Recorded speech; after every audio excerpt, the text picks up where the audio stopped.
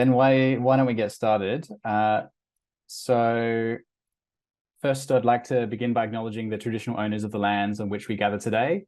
I am joining you from the land of the Darug people, and I acknowledge that many of you will be attending and connecting online from various Aboriginal and Torres Strait Islander lands across Australia. And I would also like to pay my respects to elders past and present.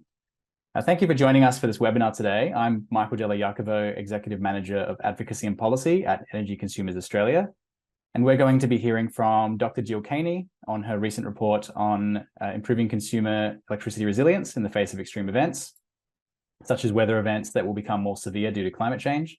This is a really important issue because communities that are resilient are better placed to prepare for extreme events, to respond to them, and to recover from them. So after Jill speaks, there'll be some time for Q&A, and several members of the advisory group that supported this work will also be present to help answer your questions. So I'll take this opportunity to thank the whole advisory group as well. So Mark Grenning, Jane Perez, John Mumford, and the Justice and Equity Centre, thank you very much for your time and input. Energy Consumers Australia funded this research through the Networks Reset program. This program is to fund projects that will empower consumer representatives to address an issue that's relevant for network resets. We're excited for more people to apply for funding, and I'll give a little bit more information about that and how to do that at the end of this webinar. I'll just do a little housekeeping and then I'll introduce Jill and we can get started. So if you'd like to ask a question, please just press the Q&A button at the bottom of your screen and type it there, and I'll pass it on to the speakers. And if you like, you can add questions throughout Jill's presentation at any time. So Dr. Jill Cainey, MBE, is the director at Erne Energy with over 30 years experience as a climate scientist and over 15 years experience in the UK, European, US, and Australian energy sectors. Jill advocates for consumers and businesses to support policies and frameworks that accelerate electrification while developing collaborative approaches that will support a resilient and sustainable clean energy future. Thank you, Jill. Over to you. I'll stop sharing so you can share your slides.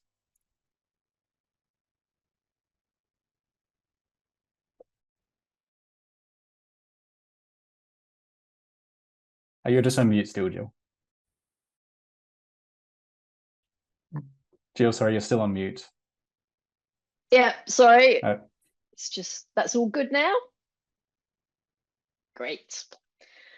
Okay, welcome everybody. So, yeah, I'm going to be talking through briefly presenting the report that we put together and was published on the 31st of October. So electricity is an essential service and consumers need electricity to live their lives and run their businesses. Consumers in rural locations will have different priorities for their needs, for instance, water pumping, than consumers in urban and suburban areas. Electricity is also essential for other critical service providers such as telecommunications. Once the mobile network fails, consumers will not have access to information or be able to contact anyone for help. This makes prolonged outages particularly stressful if communication companies have not prepared adequately for prolonged outages. So this diagram here we worked through with the advisory group on the key essential needs, and you can see that we go from life support and mental health through to various important things that we need electricity for. So one thing we wanted to explore is whether the weather had actually changed. So using data from the Insurance Council of Australia, which goes back to 1967 and is one of the longest data sets we can access, we can see that insurance claims are up in southern Australia for Victoria, New South Wales and South Australia. Unfortunately, there hasn't been enough severe weather in Tasmania and the Australian Capital Territory to specifically identify whether things have got worse or not. And severe weather events are actually down in Queensland. You can see in the pie chart that cyclones represent the most numerous severe events, and that's obviously in the tropics. And then we have storms and floods and bushfires, if you like, in the next in order of significance. However, insurance doesn't exactly give us the ideal data to show that whether it's related to climate change, because people have changed where they live. More people are now living in the regions and on the edge of cities. And also the cost of insurance is increasing, so people are having to go uninsured. However, even though we can say that severe weather costs have gone up due to insurance, data from the recent Bureau of Meteorology and CSIRO State of the Climate report, which is also published in October, shows that as a result of climate change, the number of low pressure systems have reduced. So that means fewer rain events, fewer cyclones, and fewer East Coast lows. These are all things that cause damage to electricity networks. The intensity of events appears to have increased, even though they're not as numerous. And the risk of bushfires and the risk of floods are up. This is because it's warmer for bushfires, and also because of the more intense nature of rain events, flooding is more likely. Thunderstorms, which we'll be covering a little bit later, it's less clear whether lightning and severe convective downdrafts of the type that possibly damaged the transmission towers at Broken Hill are changing.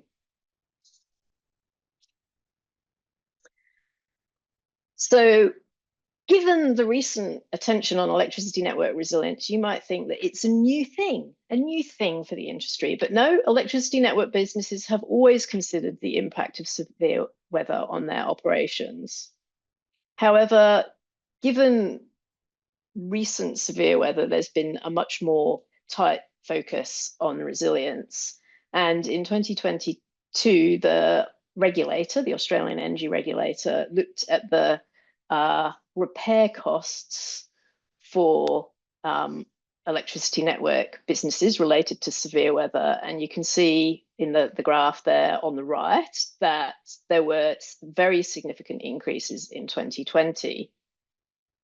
The 6 electricity network businesses that were going through their resets for the 2024-2029 period developed a joint paper on resilience. And initially, the regulator felt that resilience was covered by the current regulatory framework. However, in response to the joint paper from the networks, the regulator provided a guidance note that essentially appears to confirm that resilience is a new thing that electricity network businesses need to consider investing in. However, as you can see across the bottom of this slide, the impacts of climate change, risk, and resilience has been something that electricity networks have been thinking about for a long time. So the regulator's note has created a little bit of confusion, and we'll be revisiting that plot from the regulator a bit later on. So electricity network businesses are increasingly relying on climate science to underpin their resilience investments, but just how good are the climate models at predicting severe weather? So it's important to note that climate models are not a weather forecast for the next 20 years, 40 years, 50 years, or 100 years' time. They're a very different beast. Climate models produce a single data point for a 150 by 150 kilometre grid. And quite often the weather systems that cause the most damage to electricity networks are smaller than this grid. So it's very difficult for climate models to predict the location of the severe weather that causes most damage. And typically for this small weather, like East Coast lows and cyclones, you can only predict it on weather forecasting timeframes of 5 to 10 days. And so that makes it difficult for a network that's looking to invest in something that's going to live for many decades to determine a specific location, because you can only do that on the basis of weather forecasting. I also quickly want to talk about climate variability, which is the plot on the bottom left. So climate change is an underlying rising trend in temperature, but overlaying that trend we have variability. So we may have cooler years, wetter years, and hotter years than that trend shows. And this variability is driven by things like El Nino, La Nina, and Indian Ocean dipoles. So if we revisit that AER graph from the previous slide, I've put some coloured panels to show when climate drivers were influencing the weather in Australia. And you can see that the first Ausgrid storm point in 2015 was in an El Nino year. You can see that the very high costs in 2020 were related to a strongly positive Indian Ocean dipole, and that's really, complicated climate science, but a positive Indian Ocean dipole gives us a very strong drought. And then immediately following that period, we have a La Nina period, which brings typically to Australia very stormy and wet conditions and often increased numbers of cyclones. You can see that there's a little dot ringed in red to the far right of that plot. That's AusNet Services' request for funding for the repairs for the February 2024 storms. And you can see that costs have gone up and they've come down. And so at the moment, we're not sure whether those 2020 high costs are just a blip or is it the new normal? And we won't be sure for several years. But what it does suggest is that the repair costs, are strongly related to climate variability rather than just climate change.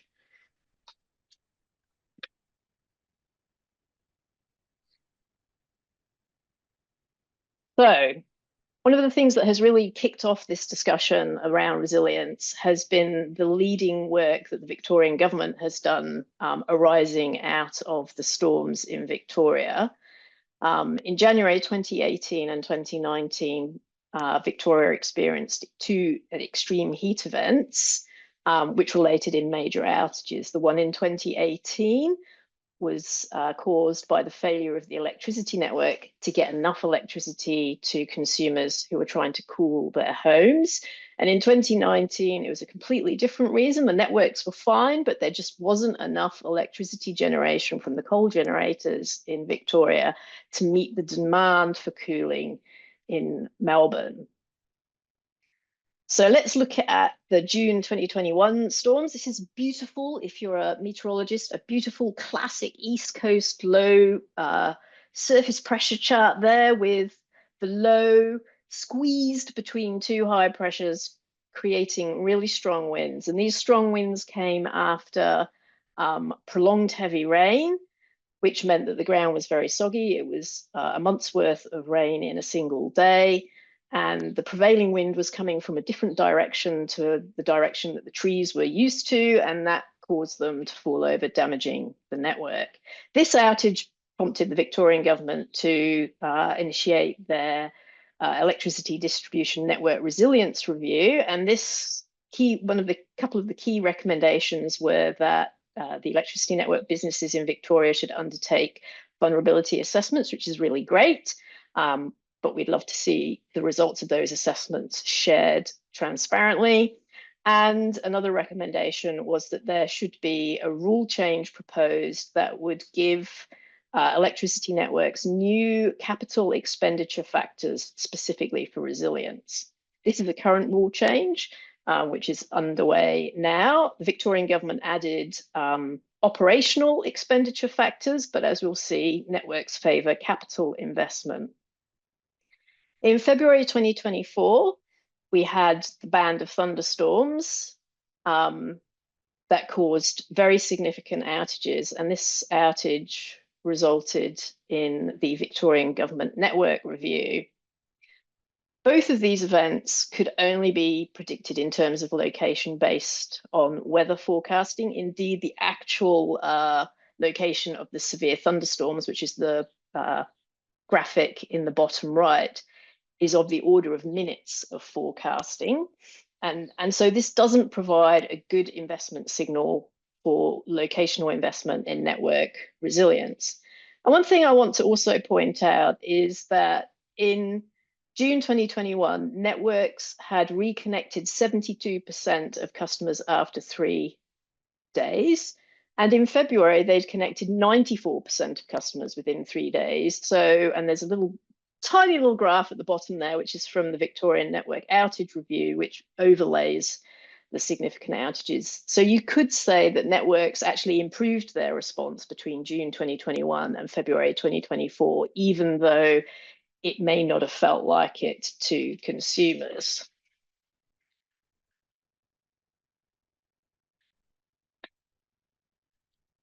This project explored resilience using the New Zealand Civil Defence Act 4Rs model, which was developed for earthquakes. It has 4 aspects: risk reduction and readiness before an event, and response and recovery after an event.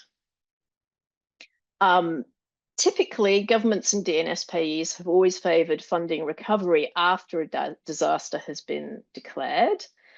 Whereas in more recent work, electricity consumers favour responsiveness. So the Energy Consumers Australia Connections That Matter report explored the experience of consumers in Malakuta following the bushfires of 2019. And the 2 Victorian government reviews have explored what consumers want, and they're interested in responsiveness, good communication, and readiness. This recent shift to risk reduction, so investing in risk reduction before an event, is relatively new and was particularly driven by those 6 reset networks in 2021 to 2024. However, there is no evidence that investment in risk reduction, resilience before an event, reduces recovery costs for electricity networks. I just want to revisit the bias towards capital investment that electricity network businesses show, because when they invest in new assets, this grows their asset base, and they can earn a regulated revenue from consumers on this asset base. And the 4 of the 6 reset networks that proposed specific resilience investment, it was all pretty much 100% capital investment.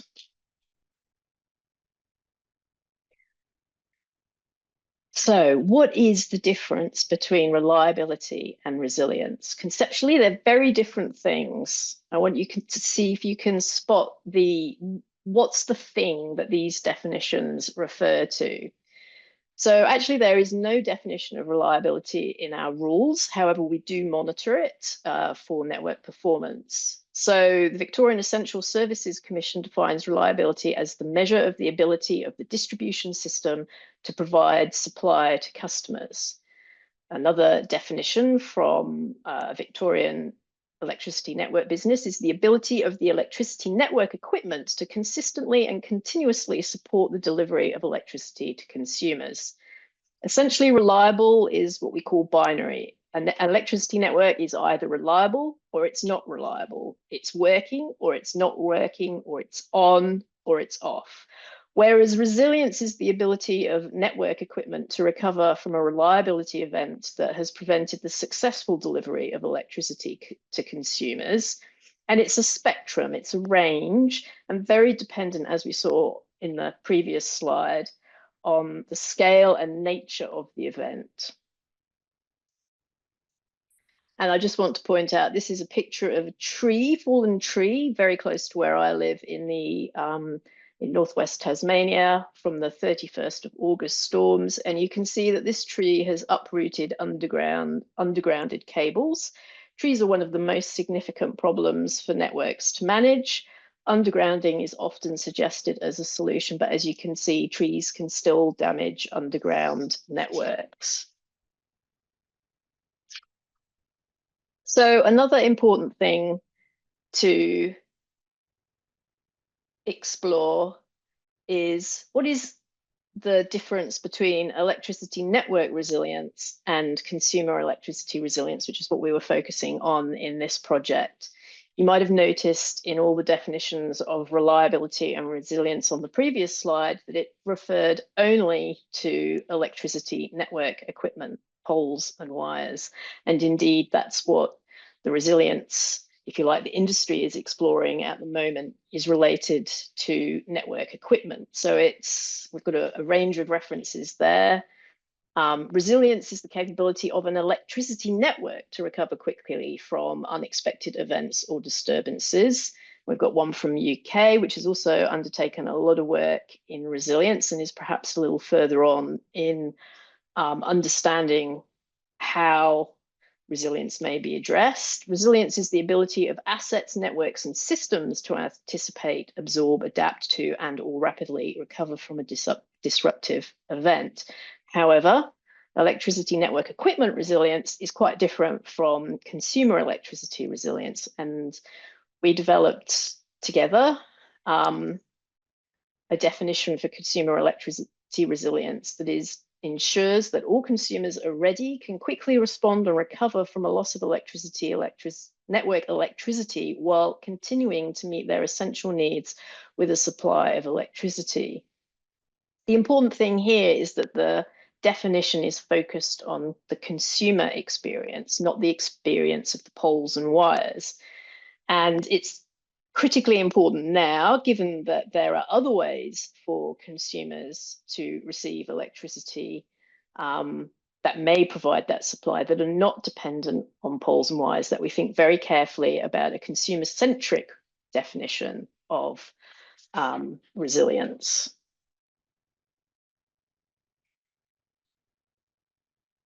Okay, this is nearly the end. I've got a very busy slide here. So this is some actual reliability data from networks. It's Victorian network data.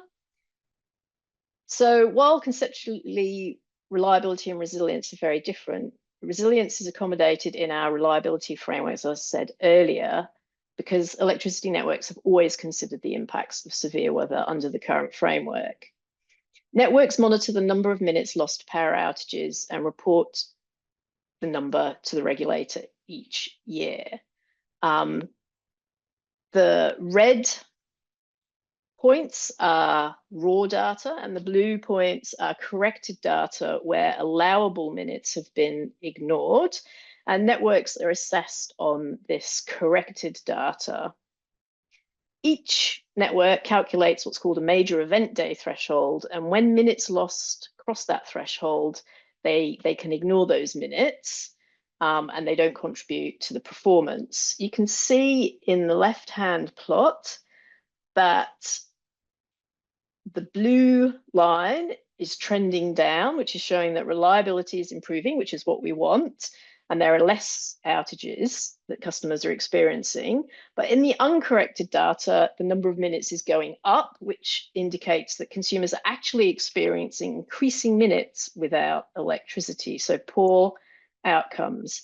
Out of all the electricity network businesses in the national electricity market, only 5 show this increasing trend in major event day minutes.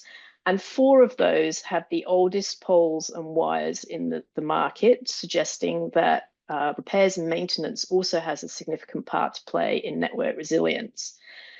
Looking at the plot on the left, if you exclude AusNet services whose network was badly impacted in the 2021 and 2024 storms, you can see that both reliability, so the corrected blue line, and the uncorrected major event day minutes are going down, which suggests that resilience is being delivered by networks. And this analysis is supported by the recent analysis in the AER's State of the Market report.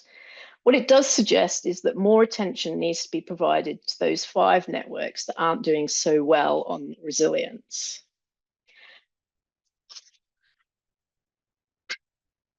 So the decrease in minutes without electricity due to major event day fits with that observed trend in the climate data, that there are fewer low pressure systems, the type that causes damage. And while some electricity network businesses are struggling to grapple with resilience to severe weather, the network businesses in Queensland have always had to deal with cyclones. So how have they responded? They have not tried to build networks that don't fall down, and instead have focused on response and readiness. And additionally, and I've listed a few things there, but they take a very different approach and they deliver agile responses in terms of crews and support. And additionally, in Queensland, there is a significant focus on awareness campaigns, both seasonally and on events. So resilience is not a new thing, and networks have always considered resilience. So I'm going to...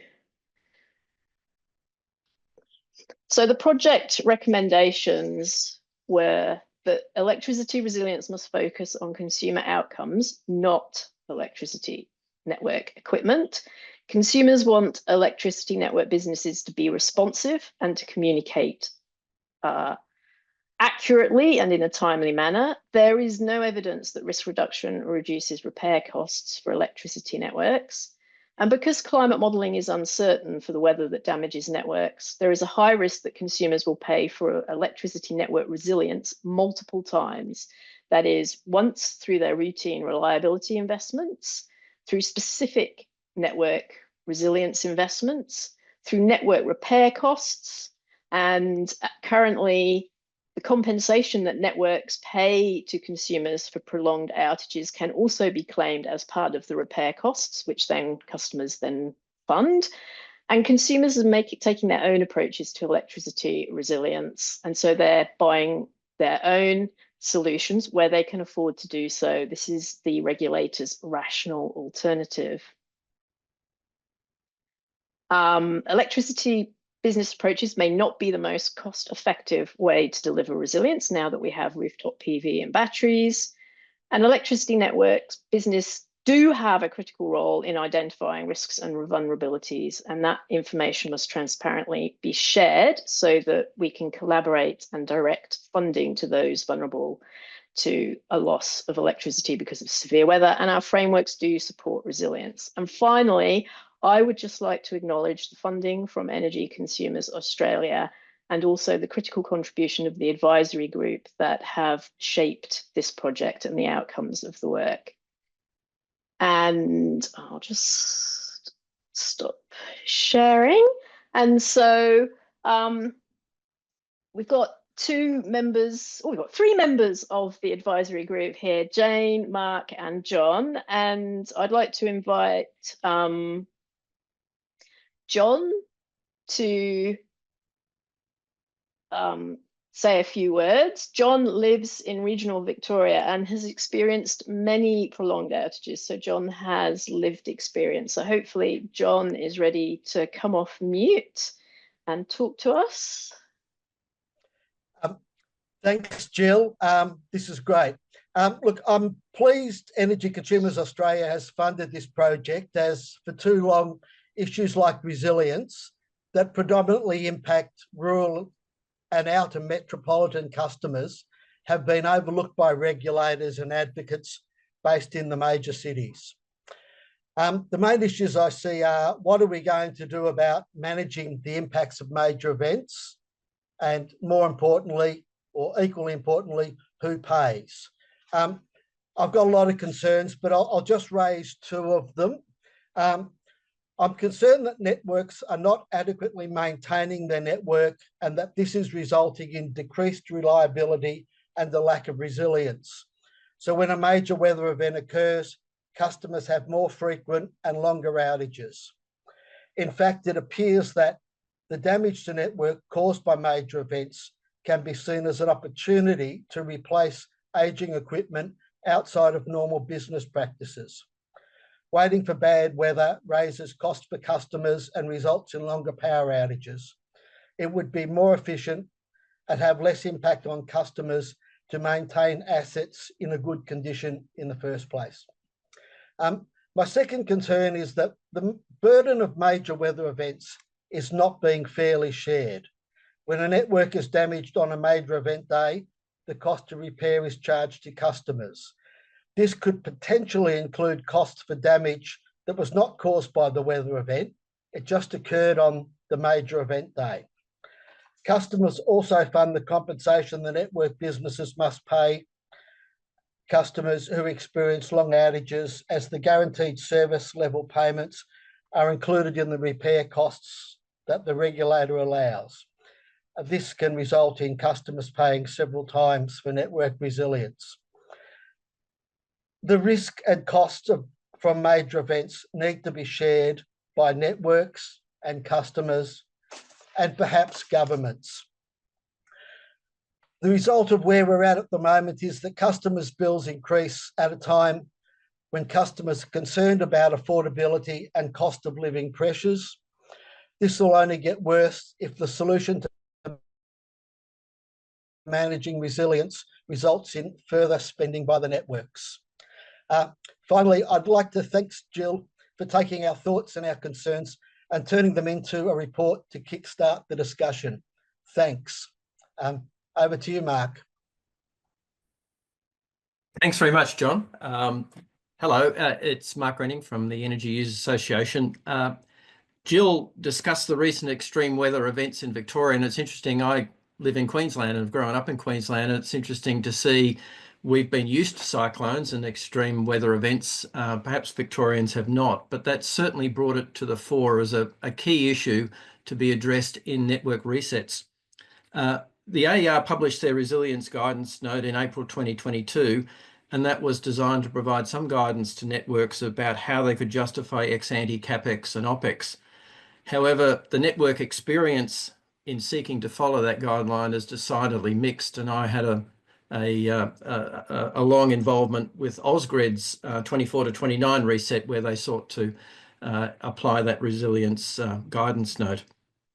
The Victorian government has now proposed a rule change, and that's on that it would involve a formal national framework for resilience that have been incorporated in the rules, and the AEMC is currently consulting on this. So this debate shows the importance of the paper that Jill has authored that we're talking about today. Like John, I'd like to thank the ECA for providing the funding. It's very important that consumers are better informed about how governments and networks are seeking to respond to the resilience challenge, and I think this paper does it brilliantly. Part of being of the advisory group to Jill and the ECA was both a pleasure and a challenge, because a lot of issues came up that we had to address and try and find, develop our thoughts on it. As a consumer advocate, I want to both reflect what consumers want from their electricity network, as well as ensuring that they pay a prudent and efficient price for what they are getting. It's important to note Jill's comments about climate modelling. It still can't predict the timing and location of severe weather with any certainty, even though we know severe weather events are on the increase. As we saw in the recent hurricanes that hit Florida, even when we know they are coming sometimes in a few days, the intensity and the location can change in a day or so. That makes it very difficult to plan. So what is the appropriate balance between ex-ante expenditure, that is CapEx and OpEx, to improve the resilience of a network to a future weather event, versus the efficiency of a cost pass-through, that is to cover the cost of a climate event? As Jill said, historically networks have relied on cost pass-throughs, although in Queensland we have had standards about poles and things like that in cyclone-prone areas of construction resilience.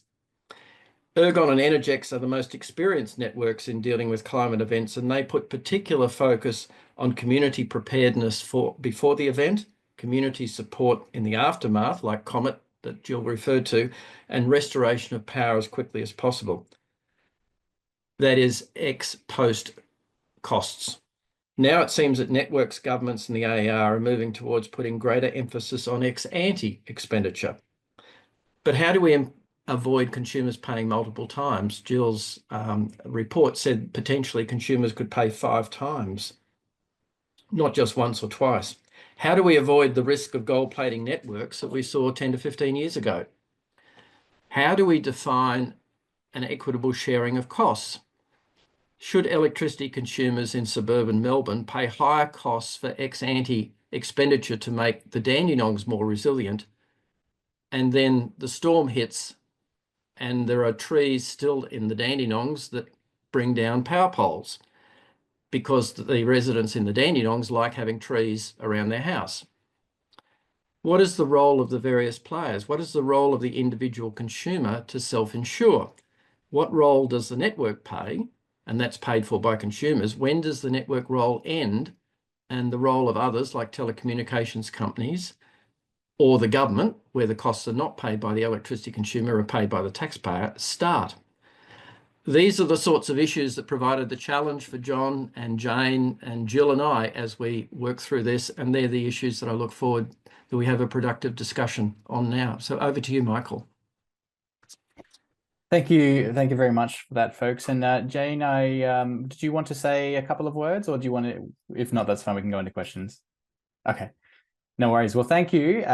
Yeah, thank you for that presentation, Jill, and thank you for those comments, Mark and John. We've got a bunch of questions, and just a reminder to put your questions in the Q&A box there if you have any. But we'll just get stuck into it. So, first question is, what about the ability of consumer energy resources like household batteries to provide consumer resilience and provide network services? Is there a way to leverage network interest and reliability to offer payments to consumers to improve either their own or their community's resilience in a way that also provides additional network services? Not sure who wants to jump in on that, but feel free. So I think there's an important role for consumer energy resources to provide resilience to consumers, and then at a larger scale, perhaps communities. So community energy resources. It's possible that could be, those resources could support network services as well. But there's a tension, I guess, between what the network wants and what the consumer that has invested in those resources wants. And also not all consumers can afford to invest in their own energy resources. But I think the important point is, previously, many years ago, consumers didn't have the option to make their own electricity.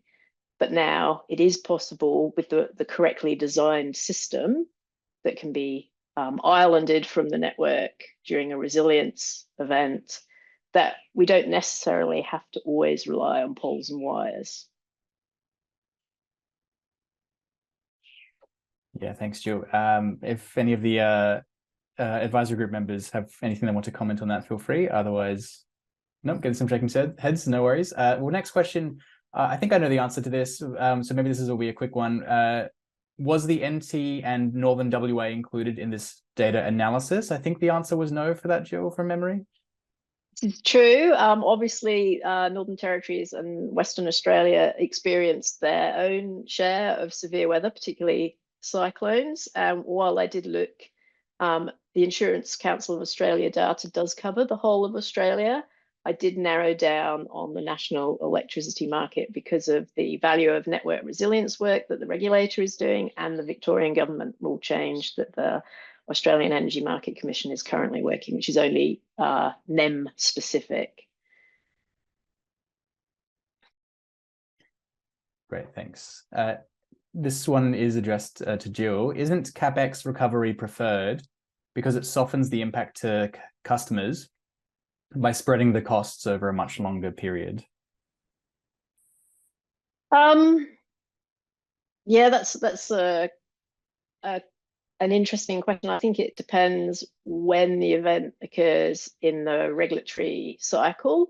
So if you're close to the end of a 5-year period, the costs are likely to be recovered just in that 5-year period. At least that's my understanding of the current AusNet Services request for the repair costs for the February storm. They're looking to recover the full costs within their current regulatory period. I'll add a couple of comments, Jill. Is it, yes, CapEx, and these can be 30 or 40-year assets, so they get into the RAB and the network earns a return on and a return of that CapEx for the asset life. So they could be, consumers could be paying a small amount over 40 years rather than a large amount over 1 or 2 years, which would be the case with a cost pass-through. But I think the more important question is whether or not the CapEx should be spent in the first place, not how quickly or slowly the cost is recovered. And I think Jill's saying the evidence suggests that there's not a lot of evidence, and maybe it'll come as these weather events get more frequent? I don't know. But there's not a lot of evidence to suggest that spending the CapEx, even if it's recovered slowly, is better than having a cost pass-through where the costs are recovered fast. Great, thanks, Stu and Mark. Another question, so your report didn't stray too far into the investments that could be made outside traditionally funded DNSP systems, so I guess non-network investments. Do you think that that's a relevant next step in furthering this work? And I'll add, what do you think the next steps would be? So I think for me, the next steps are ensuring that any definition of electricity resilience is framed around what consumers want, not whether electricity poles and wires are going to stay up or not, and all the other equipment around it. Networks are undertaking risk assessments as part of systems of national significance, but it would be good if those results were transparently shared, perhaps in the annual planning report, so that communities and governments can see where there are vulnerable communities and consumers that may need support for behind the meter solutions. I think we need to better understand whether behind the meter solutions are a more cost-effective approach to resilience, both at the residential scale and the commercial and industrial scale, to strengthening electricity networks. And there are important considerations around community energy resilience, because not everyone can invest. And I suppose I'd like to see more joined up thinking at the electricity network businesses, because when a customer applies to put solar PV on their roof, they need a connection agreement with the network company, and the network company should be able to identify whether that customer is in a low reliability area of the network, and then we should be able to do something about it. It may not be the DNSP's role to fix that problem, but perhaps with a little bit of support, that customer could have a system that was upgraded to be more resilient, but that funding would probably have to come from somewhere else. I'll add a couple of things, Michael. What I think is important, what I said earlier, is that it's very important, and hopefully the AEMC does this in its consideration of the Victorian government rule change, is to very clearly define what's a network responsibility and what is a responsibility of others. So let me ask the question. A key part of electricity reliability that Jill talked about earlier is telecommunications. If you don't have electricity, then you lose your mobile phone reception, and you may do that. Where does the responsibility of reliable mobile phone reception, which bit lies with an electricity network and which bit lies with the telecommunications provider, for example? And then there are many other things about what's the role of governments. The states have natural disaster organisations. What should be done there? And I know there's a lot of cooperation, developing cooperation between networks and those organisations. So there's a much more coordinated and holistic approach to network resilience in planning and then recovery. Great, thanks for that. This next question is resilience throughout your presentation was said to relate to unexpected events or disturbances, but it seems that the only unexpected events considered are related to severe weather events. So what are your thoughts on how to get resilience from other threats, such as cyber attacks or various other threat actors?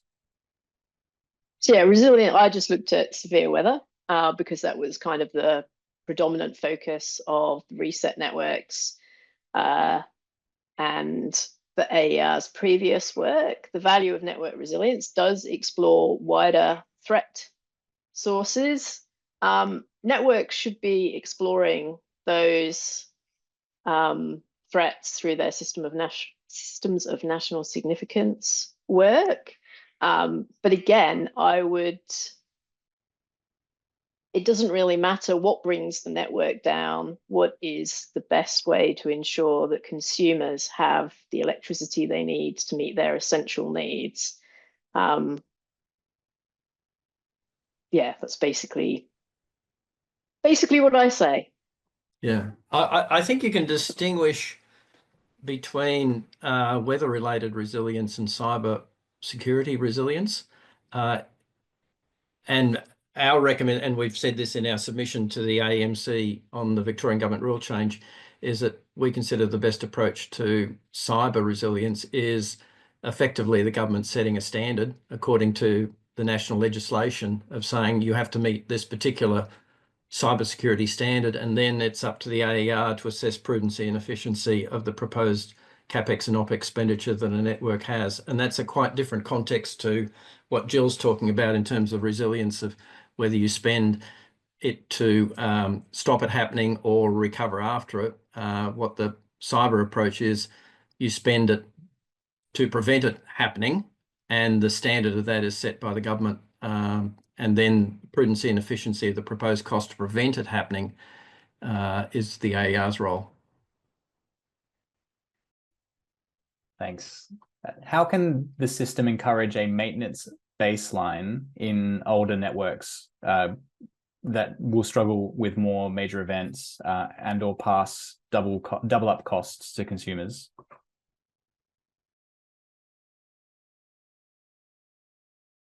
So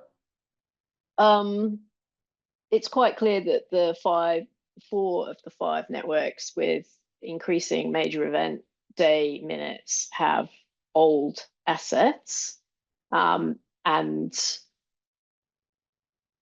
so effectively managing network assets is part of the standard business of any electricity network business. It should be business as usual.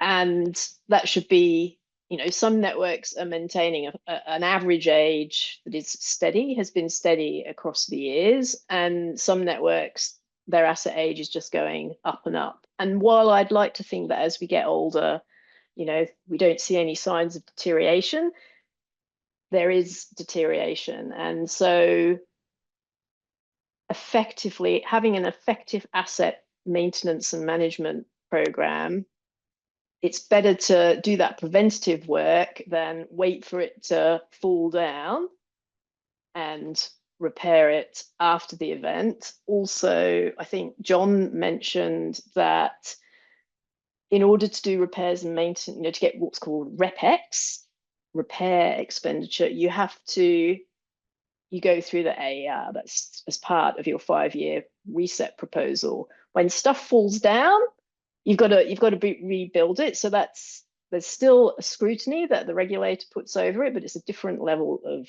scrutiny. Yeah, thanks. What is the addition? You had a table highlighting additional CapEx spend. So where is that additional CapEx going, and what does risk reduction spend look like, practically speaking? Do you know where that money is going? Oh, you're just on mute, Jill. I didn't actually review all the proposals, but typically the proposals I have looked at, I probably spent more time looking at the Victorian, more recent proposals. Jill, it's really network specific. So it can be aerial bundle cables, it can be undergrounding, it can be concrete poles, and it's really the network put forward the business case for that, and that business case was assessed for prudency and efficiency by the AER.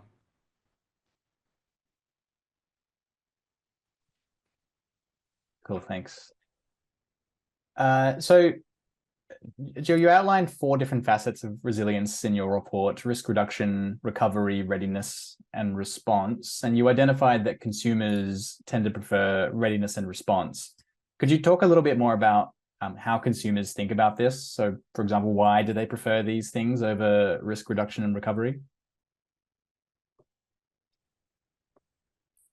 So I think, as we've mentioned before, you can invest in risk reduction, but we can't tell where something is going to happen. And